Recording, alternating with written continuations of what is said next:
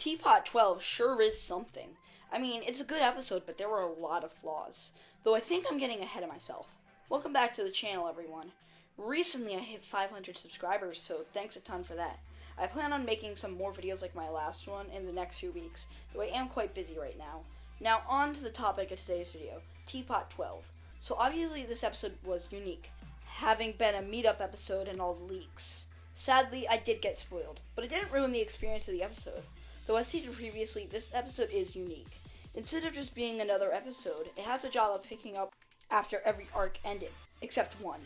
And it's for that reason that I'm using a new format for this video. I would go over positives, negatives, and the best character like usual, but this time I'm also going to be talking about the 4 new teams, the Exeter debut, and predictions for what's next in TPOT. This may be a little longer than the rest of my reviews, but for this episode, I think it's very necessary. Sadly, I don't think TPOT 12 on its own is a very strong episode. However, when matched with its characters, the episode becomes good. The interactions and individual character moments carry the episode, giving some nice moments to a lot of characters who were just alright previously. The only other positive, thankfully, is one. They have been teased for 3 episodes and has finally paid off, and I must say, Soder and Emily did an incredible job with their voice. One reminds me of Bill Cipher. Not an original comparison, of course, but it holds up. They're making deals with contestants, and I think I know why. But I'll talk about that more later. Besides those 2 things, the episode is just good, with a lot of negatives. So let's talk about them. So as stated previously, TPOT 12 has a lot of flaws on the writing side of the episode. Some more apparent than others. A very common criticism of the episode that I too have an issue with is the opening 5 or so minutes. Everything up until the team swap is way too fast paced, and even if that was the goal, it comes off as lazy. Honestly, the whole episode had some bad pacing issues. However, that's not my only issue. The challenge was really boring. I understand it was for setting up the new teams, but I think a better idea would have been capture the flag. They could have kept a lot of the rivalries and dynamics while also having more stakes. My last huge complaint is that the new character dynamic setup, while interesting, had their conflicts solved instantly. I'm sure they will still exist next episode, but for example, Pen and Needle don't have to fight anymore. This episode's writing is just off compared to the last ones. But now we move on to the character segment, which as you know, I am very excited to talk about.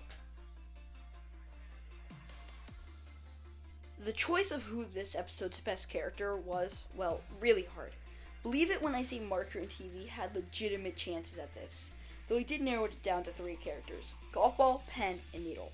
Pen and Needle's rivalry was really fun, and I hope they continue it somehow. Golf Ball has always been great in TPOT, but she was at her best in this episode. I think out of all of them, Golf Ball has a slight edge. She was really fun in this episode, along with being the best part of her otherwise not great team. But I think some other honorable mentions are Pin, Tree, Yellowface, Eraser, and Bottle. Now on to talking about the new teams. I can see why they did this, with just not having 3 members now and all, but these teams are just really mid. I think it's because this is their first episode, and we had the last ones for 3 years. I can see these teams getting a lot better with time, as their team dynamics are pretty good. If I did have one complaint, it's that all of Death Pack stayed together. If I was a writer, I would have taken Tree off the team and put him on music notes instead of basketball. Having her and TB on the same team is rather redundant in my eyes. I also think that Robot Flower being put on Death Pact yet again as elimination fodder works. Her arc has run its course. Speaking of getting a new member, someone will debut onto one of these teams next episode. Unless they do another teardrop, but that'd be pretty weird. This will be pretty quick. All I really want to say is that while I think this is a great concept, TPOT 11 should have been a longer episode, or the Exeter should have had more screen time in this episode. It leads to the fact that characters like David, Fiery Jr., and Match have no chances against people like Lie, Pencil, and Bracelety. Even if they weren't going to have a chance in the first place, it would have been nice to see more of the Exeters. Though, if they continue to show up after this episode, it would be nice. Now for our last segment, my predictions for the future of TPOT. This final segment is not really an elimination prediction, but more so what I think will happen with the 1 storyline and all that. Though, if you did ask me who I think will get out next, probably Needle and Barf Bag with a rejoin next episode. But now on to one, and I have a really stupid, far-fetched idea.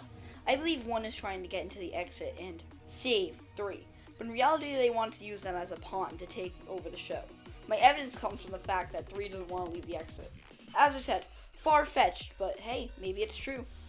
Alright, well, that's all for this video. Thank you all for watching. I'm sorry it took a little long to come out. A lot of things have been going on this week, and I've just kind of needed some time to myself.